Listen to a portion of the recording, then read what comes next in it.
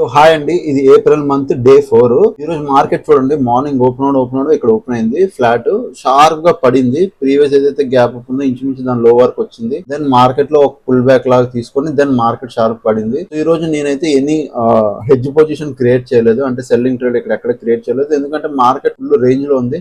Breakout కూడా falls breakout అని నాకు అర్థం అయిపోయింది కాబట్టి నేను ఏ పొజిషన్ క్రియేట్ చేయలేదు. బట్ మనం ఏదైతే దానిలో మనం టీసీఎస్ తీసుకున్నామో టీసీఎస్ ఇంకా హోల్డ్ లో ఉంది. ప్రెసెంట్ మీకు ఇక్కడ 1400 కనబడుతుంది, కానీ యాక్చువల్ ప్రాఫిట్ ఏమో ఇక్కడ 5000. అంటే నేను ప్రాఫిట్ 4000 బుక్ చేసుకొని మళ్ళీ వెంటనే రీఎంట్రీ తీసుకున్నా, అందుకు 1400 మీకు కనబడుతుంది. సో ఓవరాల్ గా అయితే నిన్న 2 days నుంచి హోల్డ్ చేస్తున్నాం కదా, ప్రెసెంట్ అయితే 4000 ప్లస్ ప్రాఫిట్ లో ఉంది. అండ్ నెక్స్ట్ టెలిగ్రామ్ లో కూడా ఈ రోజు నుండి చూపిస్తాను. ఇగో గుడ్ మార్నింగ్ ఏదైతే టీసీఎస్ ఉందో అది హోల్డ్ లో ఉంచాను. తర్వాత బిట్ కాయిన్ డౌన్ సైడ్ కి ఏమో ఎంట్రీ తీసుకున్నాం అనమాట. Down side P side entry, down side ఇప్పుడు అది రన్ అవుతుంది.